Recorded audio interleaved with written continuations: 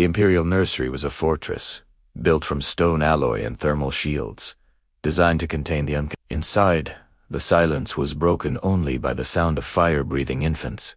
3 baby dragons, each in its own reinforced cradle, pulsed with unstable heat.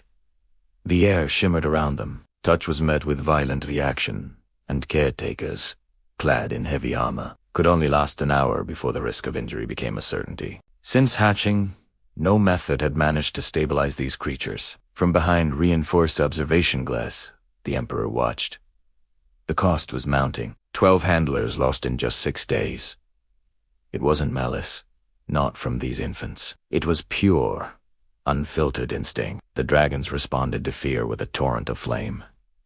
They met authority with fierce resistance. Every attempt to restrain them only caused them to escalate. All the traditional methods of control, honed over centuries of imperial rule, had failed spectacularly. Desperate, the court summoned specialists from across the galaxy, from species bonded with powerful creatures. There were the reptilian handlers, who spoke of ancient pacts and bloodlines. Psychic stabilizers arrived, promising to soothe the dragons' minds with their own. Military beast wardens came, armed with advanced suppression technology. But each approach, whether it relied on dominance, psychic pressure, or brute force, ended in the same way. Increased volatility. The baby dragons were feeding poorly. Their growth was erratic, and the mortality projections were climbing at an alarming rate. The Empire's most prized assets were dying. Then, a human nurse arrived. She was part of an auxiliary medical exchange, a minor footnote in Imperial logistics. She had no clearance for top-tier Imperial assets, no authority, no rank to speak of. Her official assignment was pediatric triage for the children of off-world diplomats. But after reviewing the nursery's incident logs, she saw something others had missed. She requested access. Her request was denied. She requested again. Denied. Finally, on her 3rd attempt, it was approved, but only under the strictest observation. She walked into the containment chamber without any of the standard protective armor. All she wore was a simple uniform of hit-resistant fabric. She carried no tools, no prods, no suppressors, only a set of small monitoring bands. The guards flanking the entrance tensed, their hands hovering over the controls for the suppression fields, ready for the inevitable eruption. And erupt they did. The moment she entered, the dragons reacted. Heat levels spiked, filling the room with a suffocating warmth. Tiny, razor-sharp claws scraped against the walls of their cradles. But the nurse did something no one else had. She didn't approach. She didn't issue a command. She simply sat down on the floor, a safe distance away. Then, she began to regulate her own body. She slowed her breathing, making it deep and even. Deliberately, she lowered her own body temperature, a skill learned through years of emergency medical practice. The sensors in the room, calibrated to detect the slightest thermal fluctuation, recorded a localized drop in temperature around her. The dragons paused. Their fire-breathing lessened, the roar dimming to a flicker. Their eyes, like molten gold, tracked her every subtle movement, but without the usual aggression. She began a slow, rhythmic motion with her hands, a repetitive, calming gesture. She made no direct eye contact. She spoke no words. Slowly, she introduced a new element. Sound. But it wasn't a command or a shout. It was a low, consistent hum, produced from her own controlled breath, resonating at a subsonic range, almost too low to hear.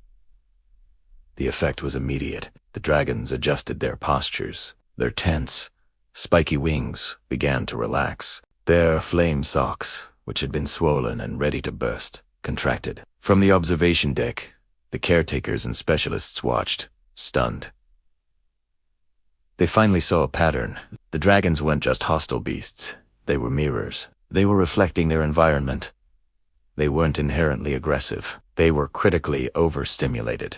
Every Imperial handler had treated them like weapons to be tamed, bombarding them with loud commands, restrictive fields, and the palpable scent of fear. The human nurse, however, was treating them like what they were, infants with a sensory processing system that was completely overwhelmed. Now, she rose slowly and approached one of the cradles. She didn't reach in.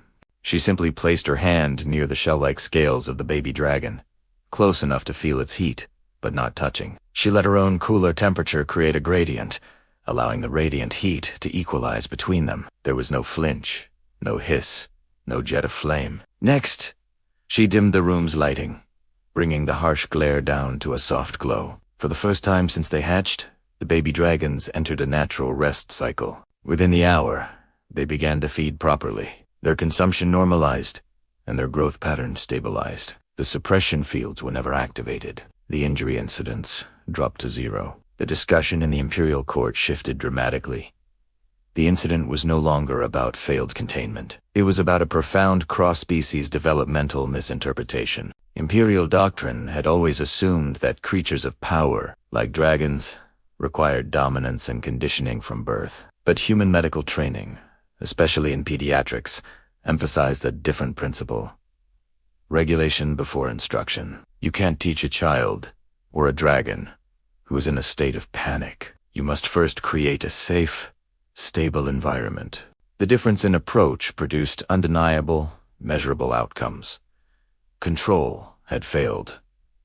Attunement had succeeded. The Emperor himself reviewed the data, the charts, the recordings. He authorized a complete revision of procedure. Nursery protocols were rewritten, shifting from containment and suppression to environmental and sensory regulation. The very same human methods were adopted, and the Imperial handlers were retrained, not as wardens, but as caretakers. The nurse, once a temporary visitor with no standing, was given a permanent advisory role. Weeks later, the nursery was a different place. The dragons now responded positively to multiple caretakers. The aggression never returned. Their fire output, once a weapon of defense, became controllable, a tool they were learning to use with precision. Bonding behaviors, which specialists had tried and failed to force, now emerged naturally. The conclusion was simple and uncontested. The problem was never about power. It was never about who was stronger. It was about understanding. The dragons didn't need to be handled, controlled, or dominated. They just needed to be met with patience and empathy at their own developmental level. Thank you for watching. If you enjoyed this story, don't forget to like, subscribe, and hit the notification bell for more content.